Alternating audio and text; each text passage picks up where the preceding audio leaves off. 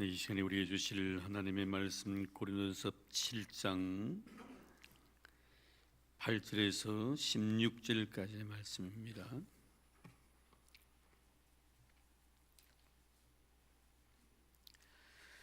고린도전서 7장 8절에서 16절까지의 말씀, 우리 다 같이 한 절씩 교독하겠습니다. 내가 결혼하지 아니한 자들과 과부들에게 이르노니 나와 같이 그냥 지내는 것이 좋으니라.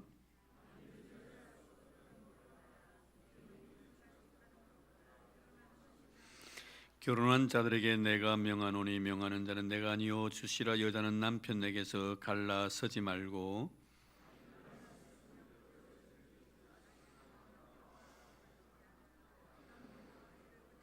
그 나머지 사람들에게 내가 말하노니 이는 주의 명령이 아니라 만일 어떤 형제에게 믿지 아니하는 아내가 있어 남편과 함께 살기를 좋아하거든 그를 버리지 말며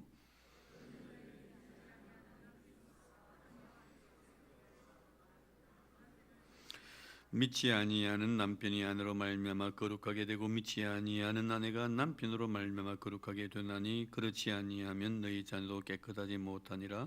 그러나 이제 거룩하니라.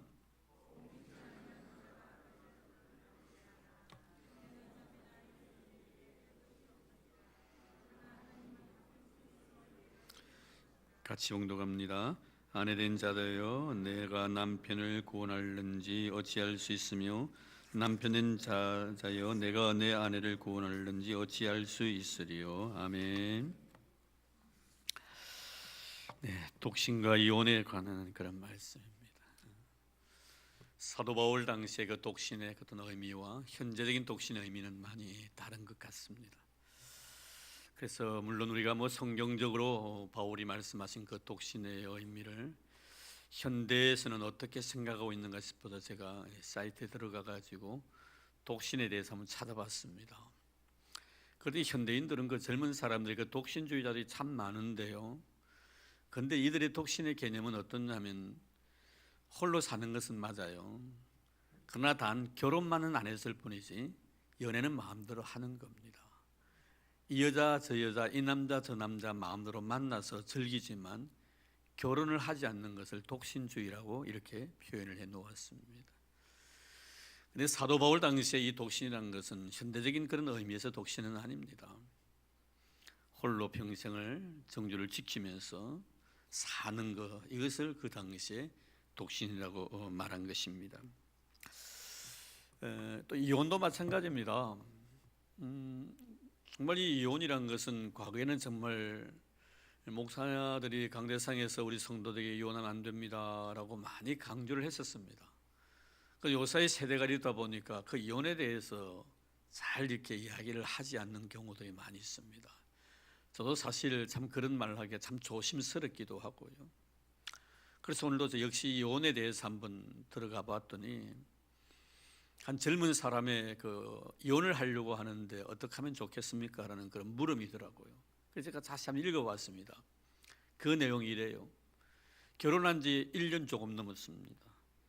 애가 이제 태어난 지 10개월이 조금 넘었고요. 그러면서 이혼의 사유가 뭐냐면 성격 차이라는 겁니다. 남편과의 성격 차이로 인해서 이혼을 할 수밖에 없다는 거예요. 물론 그 이면에 많은 고민과 갈등들이 없잖아요. 있었을 것입니다. 그런데 이제 살아본 지 1년밖에 안 됐어요. 여러분 1년 살고 어떻게 다 알겠습니까? 자라는 배경과 환경과 문화들이 다 다른, 습성까지 다 다를진데 1년 살아보고 성격 차이로 헤어져야 되겠다는 거예요. 이게 여러분 젊은 세대에 가지고 있는 결혼관입니다. 마음에 안 들면 헤어지겠다는 거예요. 앞으로 여러분 우리 교회 내에서도 이런 일이 없으시라고 보장은 못할 것입니다. 이런 일들이 앞으로 교회 내에서도 비일비재하게 일어나고 있고 교회가 그렇다면은 세상은 더 그렇지 않겠나 이 말씀입니다. 자, 그래서 오늘 말씀 보면은 8절 9절에 보면 이렇게 말씀을 하고 있습니다. 내가 결혼하지 아니한 자들과 과부들에게 이르노니 나와 같이 그냥 지내는 것이 좋으니라. 만일 절제할 수 없거든 결혼하라. 정력이 불같이 타는 것보다 결혼하는 것이 나으니라. 바울은 사실 자기 홀로 이렇게 독신으로 살아가고 있습니다. 사실 자기 자신처럼 될 수만 있으면 홀로 독신으로 사는 것이 좋겠다고 이렇게 고민을 하고 있는 내용의 말씀이죠.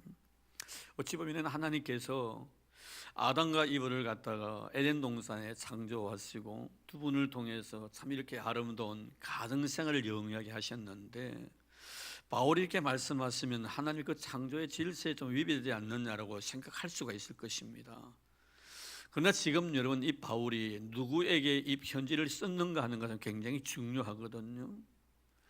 다른 서신에는 이런 내용이 없습니다만 고린도에는 꼭 이 내용이 기록이 되어 있습니다. 이렇다면 이 고린도라는 하나의 도시의 어떤 문화적인 배경이 분명히 여기에 내포되어 있다는 것을 우리가 한눈에 볼 수가 있는 것입니다.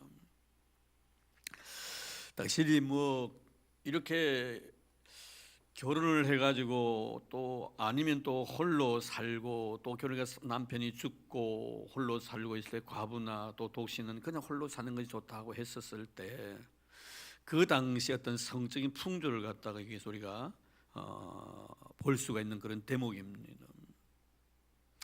너무나 그 고린도라는 그 자체가 엄탐한 도시였기 때문에 어느 누구 한 사람도 깨끗한 사람이 없었다는 것이죠. 다 분위기에 휩쓸려 가지고, 그러니까 다시 이혼해도 다시 재혼을 한다든지 아니면 독신으로 있던 사람이 다시 결혼을 한다면은 정말 요사이 말하는 수천여 수총각을 만날 수 있겠다는 이 문제예요. 얼마나 문란한 그런 성생활을 통해서 가정이 가정다워지지 못할 그런 확률이 굉장히 높다는 것입니다. 이런 그 구약에 보면 그 아브라함의 그 아들이었던 이삭의 그 배우자를 선택하는 과정이 나옵니다만, 이때 아브라함이 그의 몸종이었던 엘리에셀에게 부탁을 하죠. 맹세를 하게 만듭니다. 이 가나안 땅에서는 내 아들을 위해서, 이삭을 위해서 배우자를 선택하지 않기로 나와 맹세하라, 이렇게 말씀하신 그 당시의 문화를 보면은 아버지가 그 아들의 배우자를 선택하는 권리가 있는 것이 아니고 아마 이 종들이 그런 것 같아요. 그래서 종에게 직접 엘리에셀에게 맹세까지 시킵니다. 그래서 나중에 이 엘리에셀이 가나안에 있는 여자를 갖다가 자기의 며느리로 선택하지 않습니다. 못하게 했으니까 아브라함이. 그럼 나중에 자기의 삼촌 라반 집에까지 가가지고 미안합니다. 멀리 다른 곳에 가가지고 결국은 리브가를 갖다 선택하는 이런 내용의 말씀이 기록이 되어져 있습니다. 그런데 이 리브가를 선택하는 과정에서 이 리브가를 갖다가 이 엘리에셀이 만나는데, 이 리브가에 대해서 성경 이렇게 말씀을 창세기 24장 16절 말씀에 보면은 그 소녀는 보기에 심히 알이 닦고 지금까지 남자를 가까이 하지 아니한 처녀더라, 이래 놨습니다. 그러니까 이 당시에 이 리브가는 가나안의 문화와는 전혀 다른 문화 속에 살아간 거예요. 가나안에 있는 이 문화에 속해 있는 여자들은 이 처녀성을 다 상실했다고 봐야 된다는 말이에요. 그래서 그런 여자를 선택하지 말고 정말 순결을 지켰던 이런 리브가를 갖다 선택하는 이런 내용의 말씀이 있는 것처럼, 고린도에서 여전히 그런 문화를 가지고 있었기 때문에 바울이 지금 말씀하고 있는 것은 홀로 지내는 말씀이 바로 이런 의미라는 것을 먼저 머리에 염두에 두기를 바랍니다. 창조 질서 자체를 갖다가 깨트리기 위함이 아니고, 이미 타락될 대로 타락됐기 때문에 만약에 다시 새로운 가정을 이룬다면은 그 가정이 하나님이 원하시는 가정이 될 수가 있겠느냐 이 말이에요. 하나님이 원하는 가정이 될 수 없다면 차라리 나처럼 홀로 하나님의 거룩한 일을 위해서 제대받지 않고 자유롭게 일할 수 있도록 홀로 지내는 것이 더 낫겠다고 말한 내용이 바로 이런 의미인 것입니다. 그렇습니다. 우리는 항상 이 가정에 대해서 하나님이 얼마나 중요하게 여기시는가 하는 것을 다시 한번 볼 수 있는 대목이고요. 자, 그러나 바울은 단서를 붙입니다. 9절에 뭐라고 말씀합니까? 만일 절제할 수 없거든 결혼하라. 정욕이 불같이 타는 것보다 결혼하는 것이 나으니라. 정욕이 불같이 타는 것보다는 결혼하는 것이 낫다. 자기 절제를 하지 못함으로 인하여 파생되어질 역효과가 있다면은 오히려 결혼하는 것이 더 낫다라고 이렇게 바울은 권면을 합니다. 자, 그리고 난 뒤에 10절 11절에 가보는데요, 거기 보면 자, 결혼한 자들에게 내가 명하노니 여자는 남편에게서 갈라서지 말고 또 남편도 아내를 버리지 말라 11절에 말씀하고, 특별히 11절에 보면 만일 갈랐었으면 그대로 지내든지 다시 그 남편과 화합하든지 하라, 이렇게 말씀을 하고 있습니다. 자, 이것은 바로 이혼하고 난 뒤에 다시 이제 재결합을 하라는 그런 내용의 말씀인데요. 이것은 우리 예수님께서 이미 우리에게 말씀해 주신 내용입니다만 한 몸에 대한 그런 말씀이죠. 한 몸에 대한 의미를 여기서 말씀해 주고 있습니다. 이 이혼 문제 때문에 사실 당시에 우리 예수님의 그 지론은 뭐냐면 이혼을 하지 말라는 겁니다. 하면 안 된다는 것이죠. 근데 당시 바리새인들은 모세 법을 갖다가 가지고 와가지고 모세는 이혼할 때 이혼 정서를 제시하면은 이혼을 하라고 했는데 왜 당신은 이혼하지 말라고 이렇게 말하느냐? 그것이 바로 여러분 마가복음 10장 5절에서 9절까지의 내용의 말씀이에요. 자, 그럼 우리가 마가복음 5장 9절에서 10절 한번 볼까요? 아마 참고로 좀 보시는 게 좋을 것 같습니다. 마가복음 10장 5절에서 9절까지의 말씀입니다. 마가복음 10장 5절에서 9절까지의 말씀, 자, 우리 한번 같이 한번 읽을까요? 시작. 예수께서 그들에게 이르시되 너희 마음이 완악함으로 말미암아 이 명령을 기록하였거니와 창조 때로부터 사람을 남자와 여자로 지으셨으니 이러므로 사람이 그 부모를 떠나서 그 둘이 한 몸이 될지니라. 이러한즉 이제 둘이 아니요 한 몸이니 그러므로 하나님이 짝지어 주신 것을 사람이 나누지 못할지니라. 자, 여기서 예수께 하신 말씀이 뭡니까? 원래 하늘에 남자와 여자를 창조하셔서 한 몸이 되었고 이 한 몸이 된 것을 사람이 절대로 나누지 못한다, 이렇게 말씀하셨는데, 그럼 왜 모세는 이혼 정서를 주라고 했는가? 이제 그 앞에 나오죠. 10장 지금 우리가 10장 5절에 9절까지 말씀 읽었습니다만 1절에서 10장 1절에서 4절까지 내용에 보면 특별히 3절을 보면은 대답하여 이르시되 모세가 어떻게 너에게 명하였느냐? 이르되 모세는 이혼 정서를 써주어 버리기를 허락하였나이다. 이렇게 나오는 거예요. 자, 그러면 모세가 이혼 정서, 이혼할 때 이혼 정서를 써서 헤어져라고 버리라고 이렇게 이야기를 했다. 그럼 왜 예수님은 이혼하지 말라고 하시느냐? 그럼 예수님의 말씀 뭡니까? 원래 하나님께서는 이혼하지 못하도록 했는데 모세가 이렇게 한 것은 완악함 때문에 그렇다.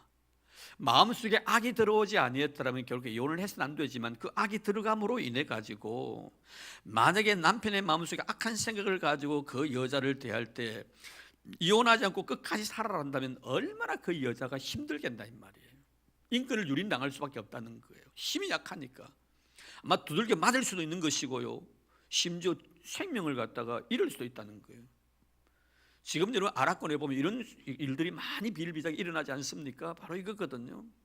그래서 예수님께 하신 말씀 뭐냐면은 모세가 이혼 정서를 써서 이혼하라고 한 것은 여자의 인권을 갖다 보호하기 위함이다. 너희들 악함 때문에 여자가 더 이상 상처받지 아니하도록 그 생명을 보존해 주기 위해서 그런 것이지, 하나님의 원래 의도는 이혼하지 않는 것이 하나님이 우리에게 주신 귀한 말씀의 의미라고 예수님께 이렇게 말씀하고 있는 것입니다. 여러분, 정말 이것을 보면 우리 예수님께서는 얼마나 그 한 개개인의 어떤 인격 자체를 소중히 여겨주시나, 특별히 약자 편에 서가지고 하나님께는 그 약자를 보호해 주기 위한 그런 의도에서 말씀을 주셨다는 것을 다시 한번 알 수가 있는 것입니다. 자, 그렇습니다. 여러분, 우리가 이 이혼에 대한 그 원리 자체는 똑같이 적용해서는 안 된다는 것이죠. 별 문제가 없는데 이혼을 해서는 안 되는 것이죠. 그런데 이혼하지 말라고 해서 가정에 지금 폭력이 난무하고 아내가 남편에 의해서 지금 엄청난 고통과 시련을 당하고 있는데도 같이 살아야 되는가? 그렇지는 않다는 거예요. 그럴 경우에는 헤어지라는 거예요. 왜? 자칫 잘못한 그 악한 마음 때문에 그 귀하고 소중한 생명을 갖다가 정말 뺏길 수도 있고 인권을 유린당할 수도 있기 때문에 모세가 이혼하라고 한 것이다. 주님은 그 모세의 법에 대한 말씀을 갖다가 다시 해석해 주는 그런 내용입니다. 자, 결국 오늘 10절에서 14절까지 말씀을 이제 구체적으로 말씀을 드리려고 하는데요. 여자는 남편에게서 갈라서지 말라.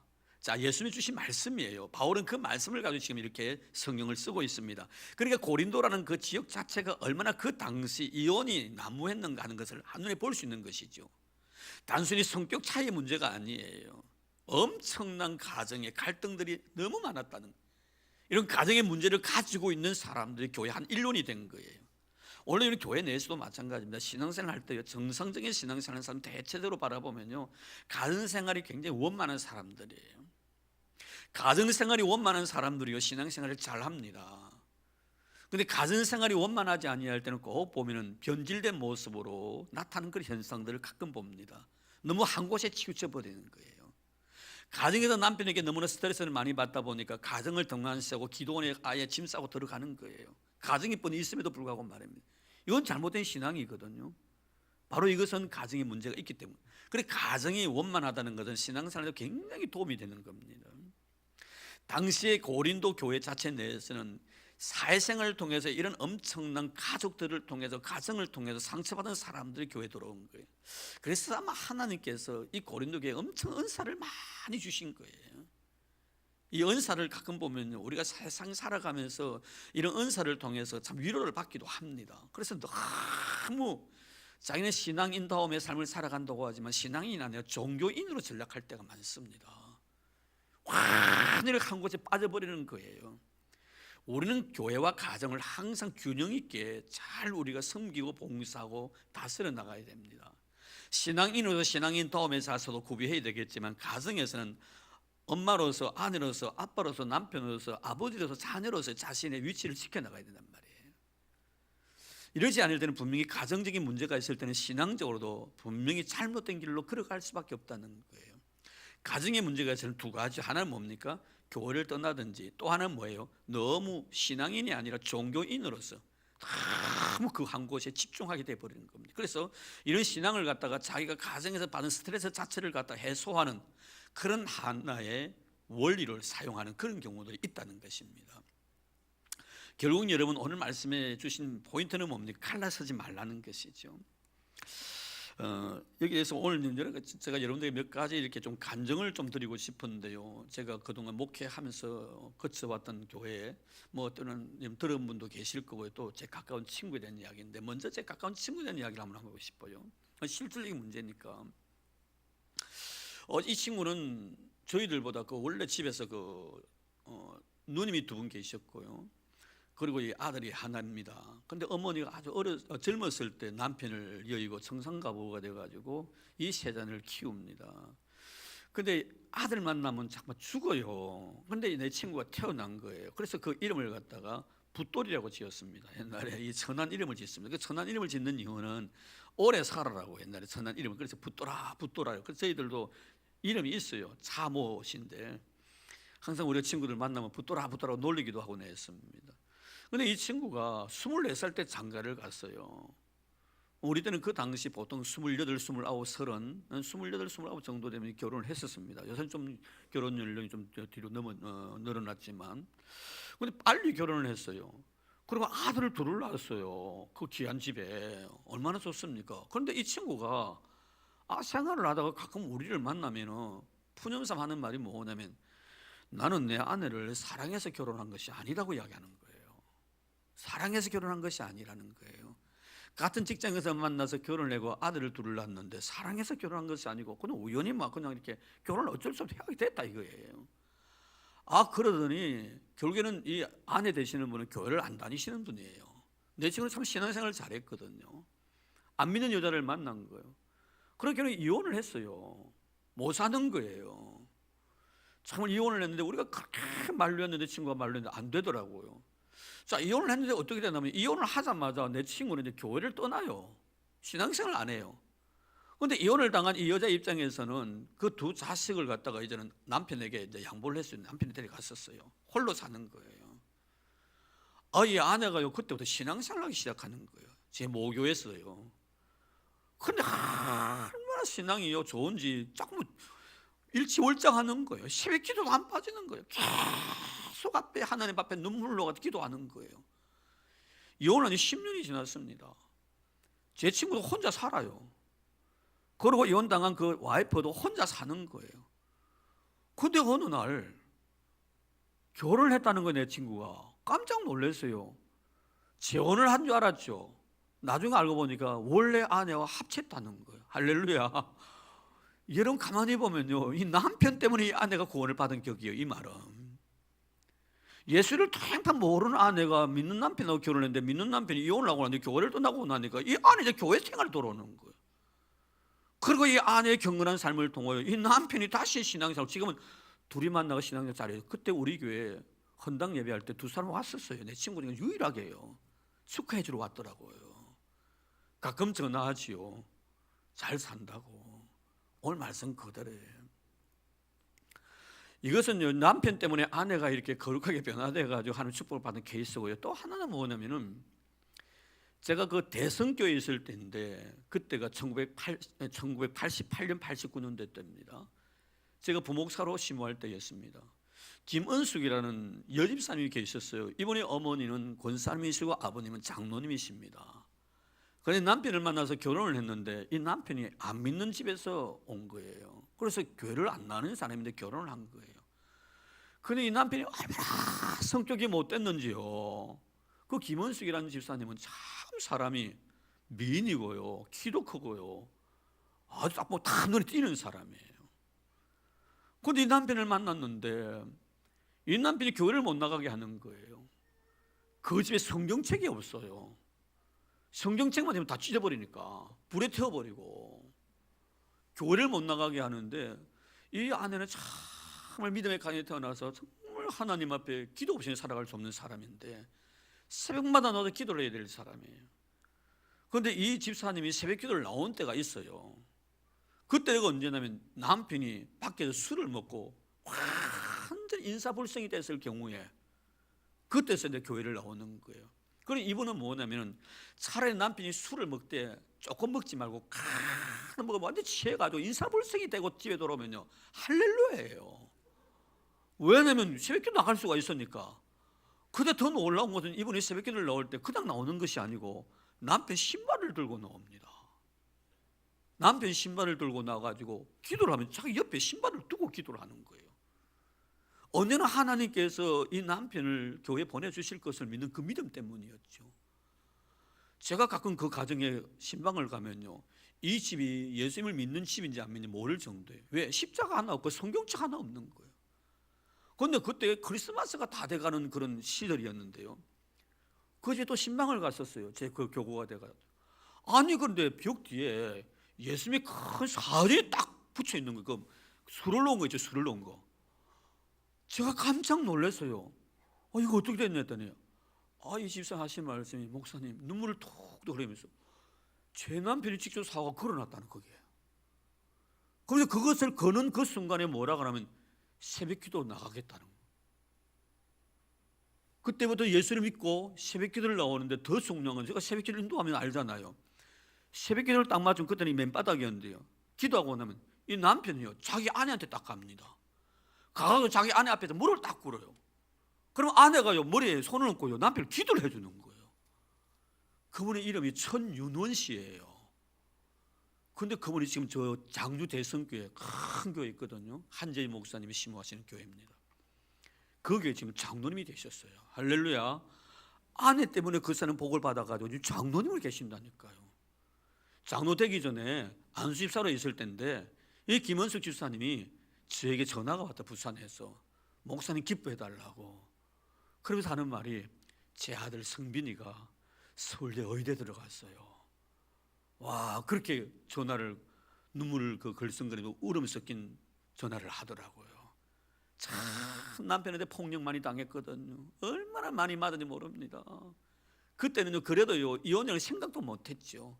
그래서 오직 주님 앞에 그 남편 새벽에 나오면 남편이 곤드레 만들어 퍼지고 나면 그 신발을 가지고 옆에 놓고 하나님께 내 남편을 구원해 주실 것을 믿고 기도했던 그 집사님, 지금 그 남편이 변화돼가지고 예수 믿는 사람이 되고 그리고 교회 장로까지 된 거예요.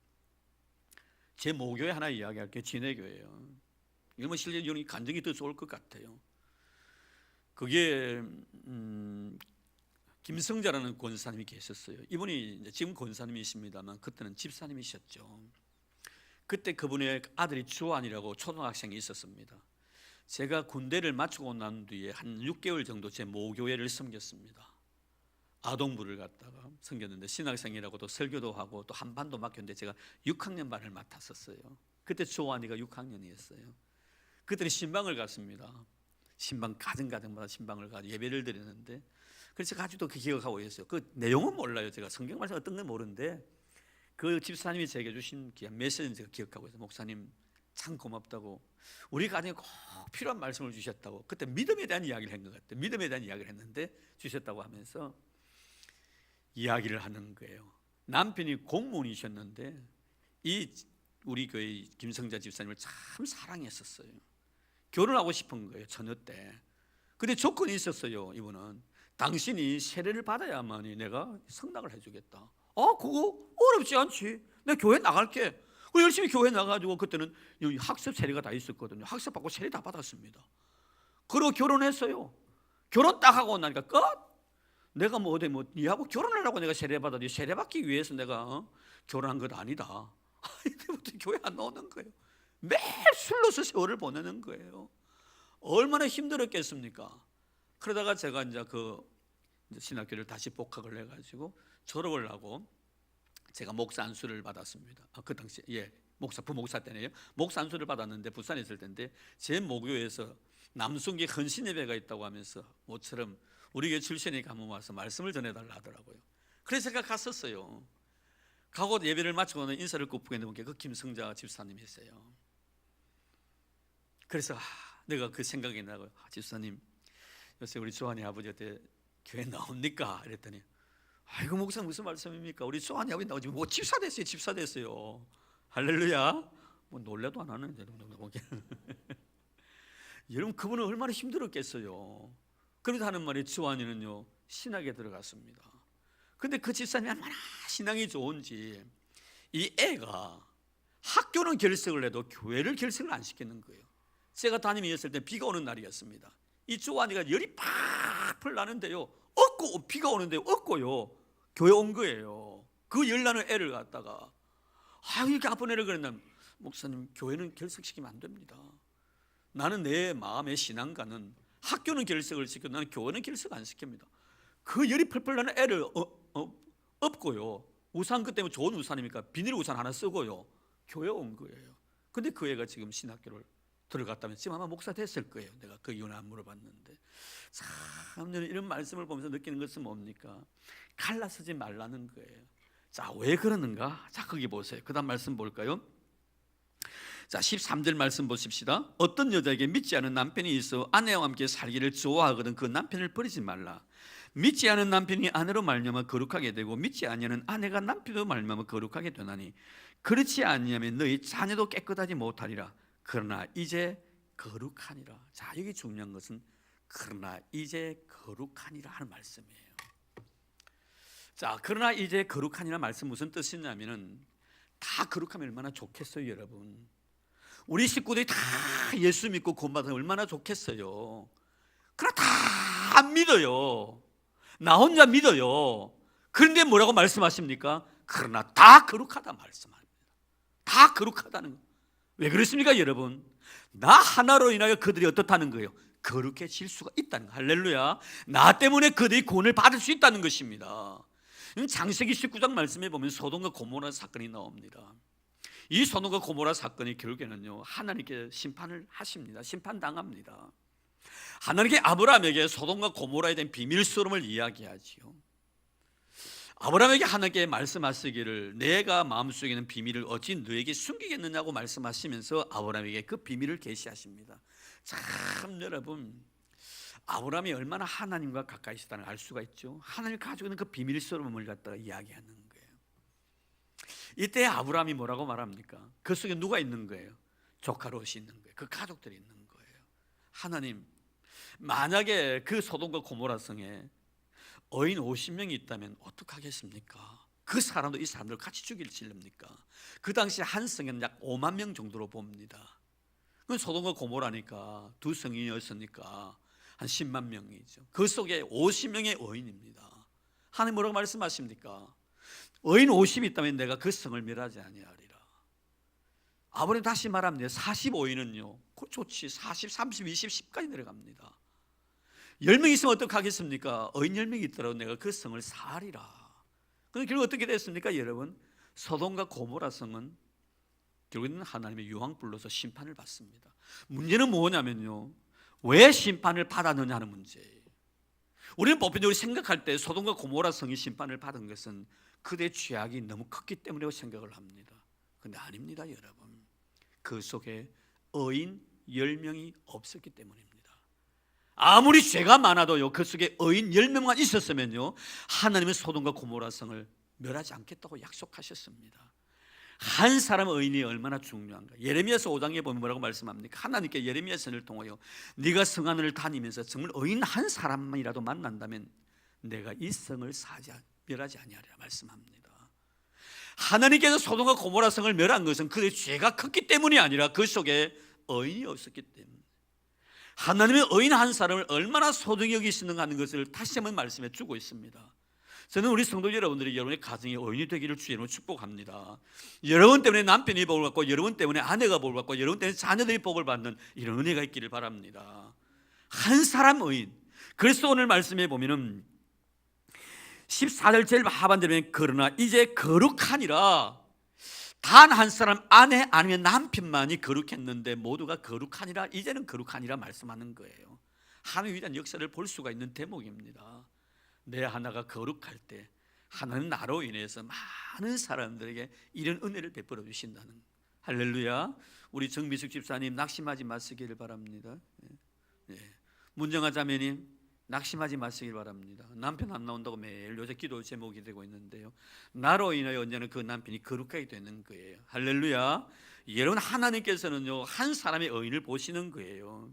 소돔과 고모라 성에 죄악이 관영해서가 아니라 의인 10명이 없어서 그들 망했다면 오늘 내가 의인으로서 살아갈 때 나 때문에 가정이 구원을 받고 가족이 구원을 받는다 이 말이에요.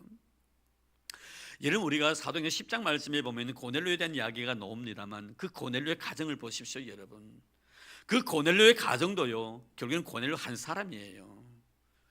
정말 하나님이 고넬료에게 환상 중에 나타나셔서 베드로를 갖다 자기 집에 청하라고 말합니다.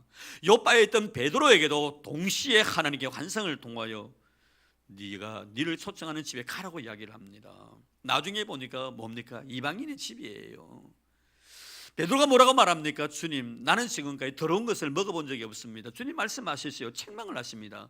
내가 깨끗하게 한 것을 네가 왜 더럽다고 하느냐. 가라, 이거 이방인의 집에 가라 이겁니다.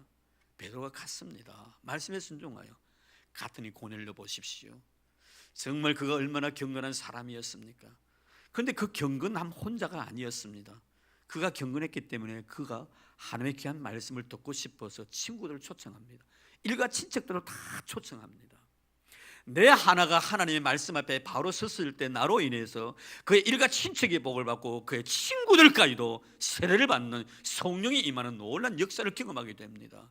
여러분, 사도행전 10장은 교회사적으로 보면 굉장히 중요한 장이라고 말씀했죠.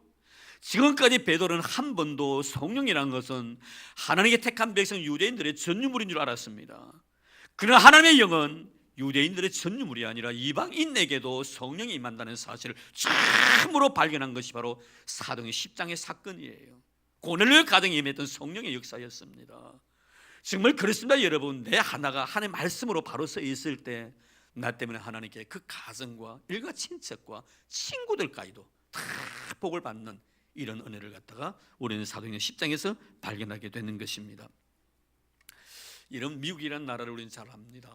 참 미국이라는 나라가요 참 대단한 나라죠. 지금까지 역사상 로마 시대 때도 미국만큼 이렇게 크지는 않았습니다.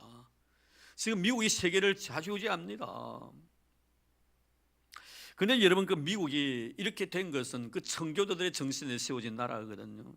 그럼 이 청교도들은 뿌리를 어디에 두고 있느냐? 영국에서 왔습니다. 그럼 영국은 어디에 뿌리를 두고 있습니까? 바이킹 족속들이에요. 후예들이에요. 바이킹 여러분 아시죠? 해적들입니다. 이 해적들이요 세상을 누비면서요 다니면서 도둑질을 하는 사람들이었습니다. 근데 이 해적들은요 도둑질을 했지만요 자기 아내만은 좋은 사람을 골랐습니다. 아무나 안 했습니다. 예수를 잘 섬기는 사람들 갖다 납치한 거예요. 그들은 알거든요. 예수 잘 섬기는 사람은 남편의 말에 굉장히 복종한다, 가정적이다, 절대로 딴짓하지 않는다, 남편만 바라고 산다, 얼마나 좋아요.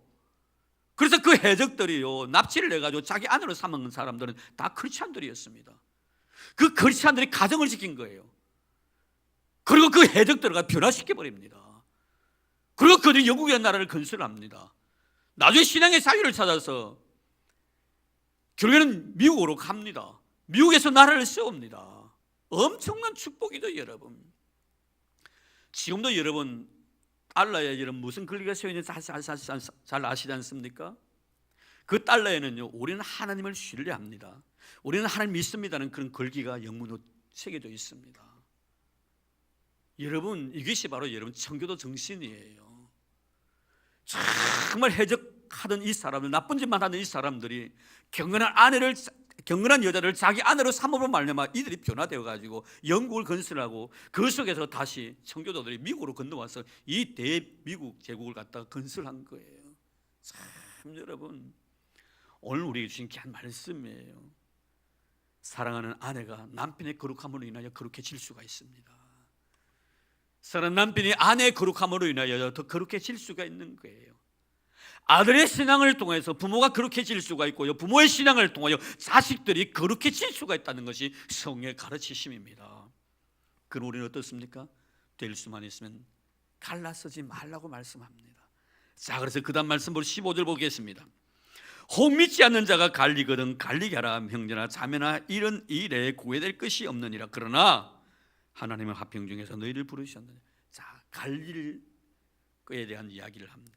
믿지 않는 자가 갈리거든 갈리게 하라. 무슨 말씀이에요?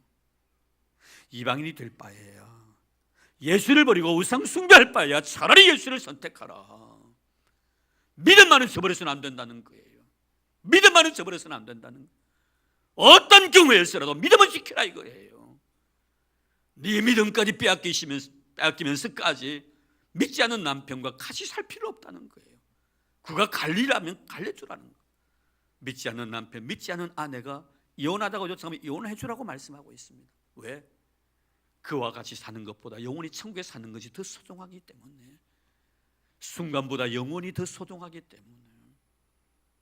이것이 바로 여러분, 믿지 않는 남편이나 믿지 않는 아내가 나에게 이혼을 요구했을 경우에는 그것을 허용하라고 말씀해 주고 있는, 그러나 하나님은 화평 중에서 너희를 부르셨느니라.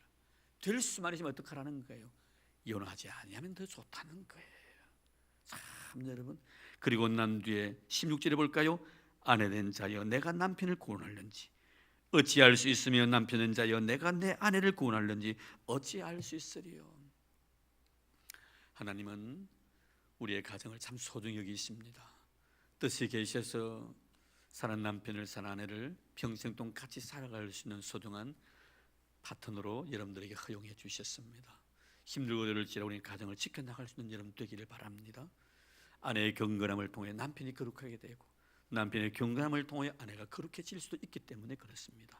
그러나 믿지 않는 자가 갈리자고 원한다면 갈리라고 말씀하고 있습니다. 무엇보다도 믿음이 소중하기 때문에. 내가 믿음을 저버린 채 우상 숭배를 할 수 없지 않느냐 이 말이에요. 하나님의 백성된 도리를 다 포기하고 내가 이방인같이 살아갈 수 있는 것은 아니지 않느냐 이 말이에요. 이방인이 되어서는 안 된다는 것, 우상 숭배자가 되어서는 안 된다는 것입니다.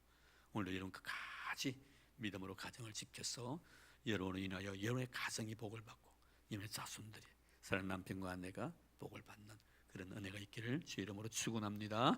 하나님 감사합니다. 고맙습니다. 오늘 이혼과 그리고 독신에 대한 생각을 해보았습니다. 하나님 말씀의 가르침에 대한 의미를 잘 깨우치고 말씀대로 잘 순종하여 하나님 나에게 주신 아름다운 행복의 공동체, 사랑의 공동체인 이 가정을 믿음으로 잘 지켜나갈 수 있는 저희들 되기를 원합니다. 때는 믿음으로 지켜나가 힘들고 어려울 때가 있습니다. 때는 눈물이 내 눈을 가릴 때도 참 있습니다. 그를 더 주의 말씀을 생각하게 도와주시기를 원합니다. 나로 인하여 언젠가는 저 사랑하는 남편이 거룩하게 될 것이고 나로 인해 언젠가는 저 사랑스러운 아내가 거룩하게 변화될 것을 믿고 있기 때문이옵니다. 오늘도 하나님이 말씀을 생각하며 화평 가운데 부르신 우리 하나님, 항상 가정의 평화가 넘치게 하시고 서로를 바라보며 주님의 사랑을 느낄 수 있는 복된 가정 되게 하옵소서. 그래 우리 성도들을 통하여 가정이 밝아지고 교회가 밝아지고 이 세상이 더 환해져가는 역사가 있도록 축복해 주옵소서. 우리를 부르셔서 아름다운 가정을 이룰 수 있도록 도와주신 예수님 이름으로 기도드립니다. 아멘.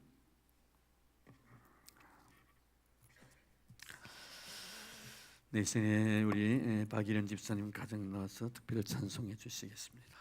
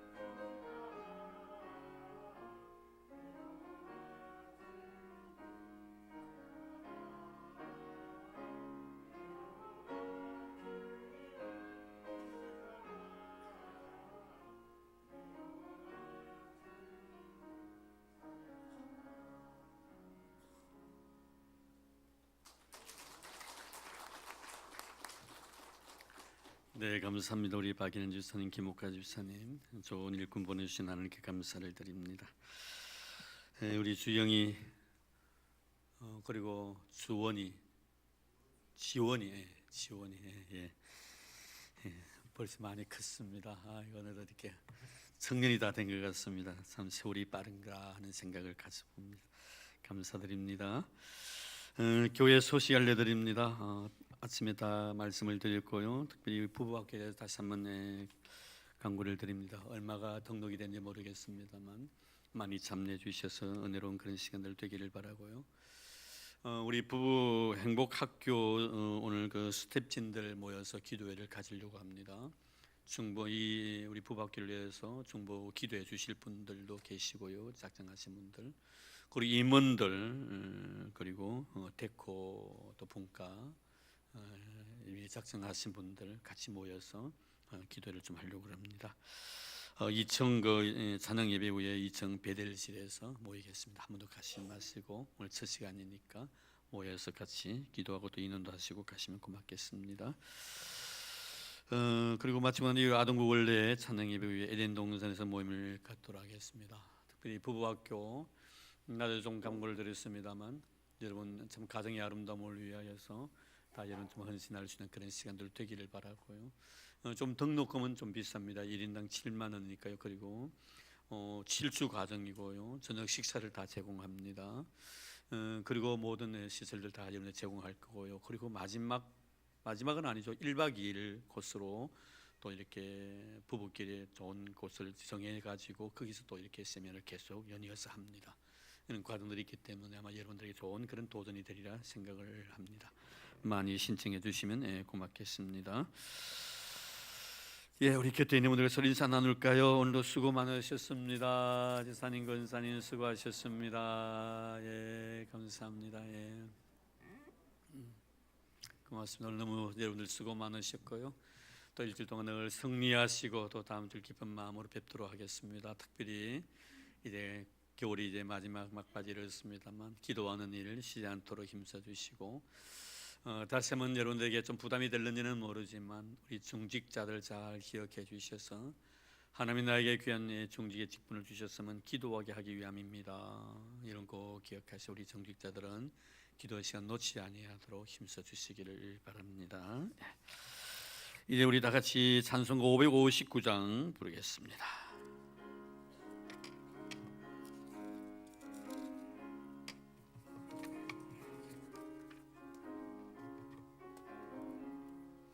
사철의 봄바람 불어있고 하나님 아버지 모셨으니 믿음의 반석도 든든하다. 우리 집 즐거운 동산이라. 고마워라 임마누엘, 예수만 섬기는 우리 집. 고마워라 임마누엘, 복되고 즐거운 하루하루. 어버이 우리를 고이시고 동기들 사랑에 뭉쳐있고 기쁨과 소름도 같이하니 한간에 조가도 천국이라. 고마워라 임마누엘, 예수만 섬기는 우리 집. 고마워라 임마누엘, 복되고 즐거운 하루하루.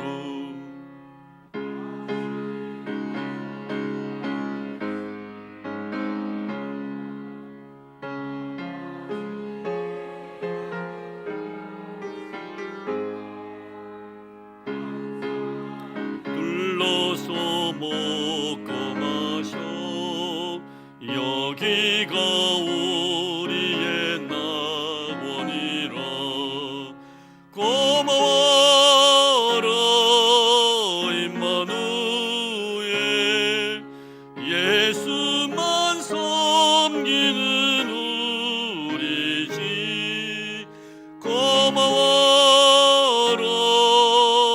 임마누엘 복되고 즐거운 하루하루.